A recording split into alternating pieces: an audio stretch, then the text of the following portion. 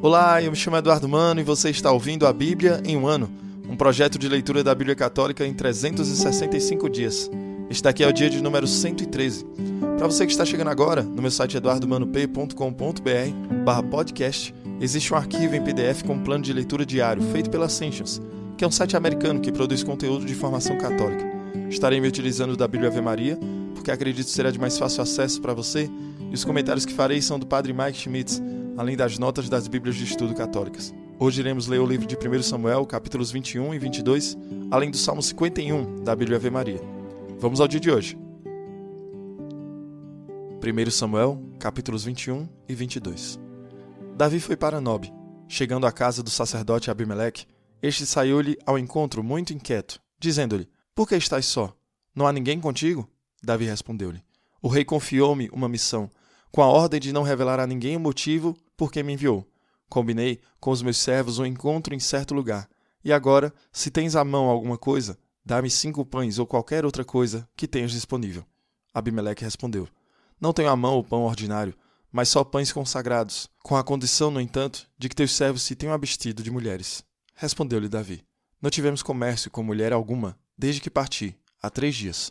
Todos os objetos que pertencem aos meus servos estão puros, e, se nossa missão é profana, pode ser santificada por aquele que a cumpre." Então o sacerdote deu-lhes os pães consagrados, porque não havia ali senão os pães de proposição, que tinham sido tirados da presença do Senhor e imediatamente substituídos por pães frescos. Ora, achava-se em Nob naquele dia, retido na presença do Senhor, um dos servos de Saul, chamado Doeg, o Edomita, chefe dos pastores de Saul. Disse Davi a Abimeleque: "Tens aqui à mão uma lança ou uma espada?" Nem sequer tive tempo de tomar minha lança e minhas armas. Tão apressado estava o rei. "Tenho a espada do filisteu Golias", respondeu o sacerdote, "que tu mesmo mataste no vale do Terebinto. Está embrulhada num pano, atrás do efode. Se quiseres, podes tomá-la, pois não há aqui nenhuma outra." "Não há outra igual", replicou Davi. "Dá-me a espada." Levantou-se Davi e prosseguiu sua fuga diante de Saul, indo para junto de Aquis, rei de Gate. Os servos de Aquis disseram ao rei: "Não é este Davi, o rei da terra? Aquele de quem cantavam em coro: Saul matou os seus milhares, mas Davi seus 10 milhares?" Davi, impressionado com essas palavras, teve medo de Aquis, rei de Gate. Simulou loucura diante deles, comportando-se como demente. Tamborilava nos batentes da porta e deixava correr saliva pela barba. Aquis disse aos seus servos: "Bem vedes que este homem está louco. Por que me trouxestes? Não tenho eu aqui loucos bastantes para me trazerdes ainda este, e me aborrecer com suas excentricidades? Ele não porá os pés na minha casa." Davi partiu dali e refugiou-se na caverna de Odolã. Seus irmãos e toda a sua família, ouvindo isso, foram juntar-se a ele. Todos os que se viam em miséria, os endividados, os descontentes, foram ter com Davi e ele tornou-se o seu chefe. E estiveram com ele cerca de 400 homens. Dali foi Davi para Masfa, em Moabe, e disse ao rei de Moabe: "Permiti que meu pai e minha mãe venham habitar no meio de vós, até que eu saiba o que o Senhor me reserva." Apresentou-os, pois, ao rei de Moabe, e ficaram com ele durante todo o tempo em que Davi permaneceu no fortim. Mas o profeta Gad disse a Davi: "Não fiques no fortim, parte, volta à terra de Judá."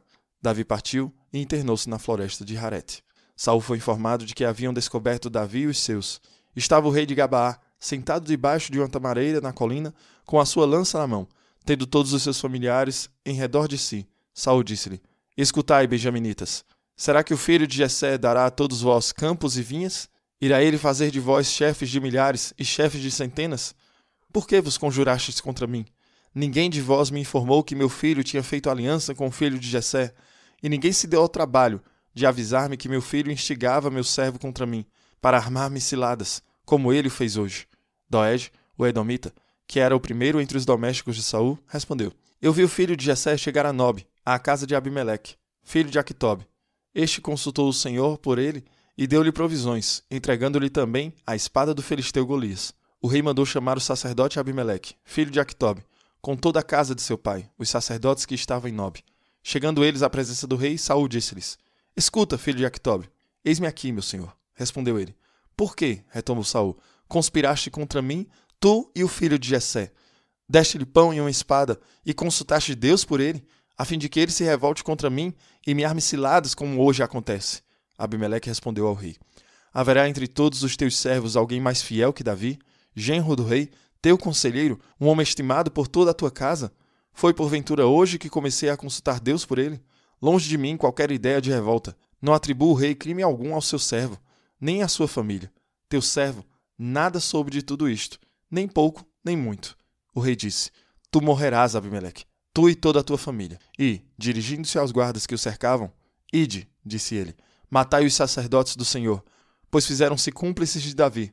Sabiam de sua fuga e não me preveniram. Mas os guardas do rei se recusaram a levantar a mão contra os sacerdotes do Senhor. Então o rei ordenou a Doeg: Vamos, fere-os. E Doeg, o edomita, aproximou-se e foi ele quem matou os sacerdotes. Massacrou naquele dia 85 homens, que vestiam o éfode de linho. Ordenou também Saul que fosse passada a fio de espada a cidade sacerdotal de Nob. Homens, mulheres, meninos, crianças de peito, bois, jumentos e ovelhas. Só escapou um filho de Abimeleque, filho de Actobe, chamado Abiatar, que se refugiou junto de Davi. Abiatar anunciou-lhe que Saul tinha massacrado os sacerdotes do Senhor. Davi disse-lhe: Eu bem suspeitava naquele dia que, estando ali Doeg, o edomita, ele iria contar tudo a Saul. Sou eu o culpado da morte de toda a casa de teu pai. Fica comigo, não temas. Aquele que odeia a minha vida, odeia igualmente a tua. Junto de mim estarás seguro. Salmo 51, da Bíblia Ave Maria. Ao mestre de canto, hino de Davi. Quando Doeg, o idumeu, veio dizer a Saul: Davi entrou na casa de Aquimeleque. Por que te glorias de tua malícia, ó infame prepotente? Continuamente maquinas a perdição. Tua língua é afiada navalha, tecedora de enganos. Tu preferes o mal ao bem, a mentira à lealdade. Só gostas de palavras perniciosas, ó língua pérfida. Por isso, Deus te destruirá. Há de te excluir para sempre. Ele te expulsará de tua tenda e te extirpará da terra dos vivos. Vendo isso, tomados de medo, os justos zombarão de ti, dizendo: Eis o homem que não tomou a Deus por protetor, mas esperou na multidão de suas riquezas e se prevaleceu de seus próprios crimes. Eu sou, porém, como a verdejante oliveira na casa de Deus. Confio na misericórdia de Deus para sempre. Eu vos louvarei eternamente pelo que fizestes e cantarei vosso nome, na presença de vossos fiéis, porque é bom. Muito bem, aqui em 1 Samuel temos uma traição. Doeg, o edomita, ele fez o que tinha que fazer para chegar à frente. Ele é o traidor. Ele não apenas prende Abimeleque, mas também quando os homens do rei dizem que não matarão os sacerdotes, Doeg diz que o fará. Ele faz essa coisa do mal, matando os sacerdotes. Reconhecemos a resposta de Davi a isso neste Salmo 51 que ouvimos, onde escutamos mais ou menos Davi dizendo: Sim, Senhor, que haja justiça sobre este homem que me traiu e que não apenas me traiu, mas traiu o Senhor. Não apenas traiu o Senhor, mas também traiu os sacerdotes do Senhor e os feriu. Mesmo que as pessoas ao meu redor me traiam, vou andar tão retamente quanto puder. Mesmo quando as pessoas ao meu redor são falsas, quero ser o mais verdadeiro e honesto possível. Esta é a nossa chamada. O mundo é sempre um, onde há traição. No inferno de Dante, o círculo mais profundo do inferno é onde Lúcifer está envolto em gelo. Quanto mais profundo você vai para o inferno, pior é o pecado. E qual seria o círculo mais profundo do inferno? Segundo Dante, ele coloca aqueles que traíram no círculo mais escuro e profundo do inferno. Aqueles que foram confiados por outra pessoa e eles traíram essa confiança. Pessoas que traíram seus pais, seus votos, traíram a Deus. Pessoas que prometeram amar e traíram esse amor. Judas está naquele círculo do inferno, ao lado de Lúcifer. Isto segundo o livro de Dante. Aqui está alguém como Doeg, que não sabemos necessariamente se ele tinha uma conexão com Davi. Davi sabia quem era Doeg, porque o reconheceu no templo do Senhor. Também reconhecemos aqui o que é trair. Alguém confiou em mim e eu fui capaz de machucá-los mais profundamente por causa de sua confiança. É por isso que a traição é tão profunda e tão escura. Precisamos orar para que não nos tornemos traidores.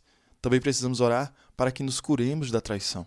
Cada um de nós foi ferido por confiar em alguém e depois aprender mais tarde que não era digno de nossa confiança ou que traiu nossa confiança.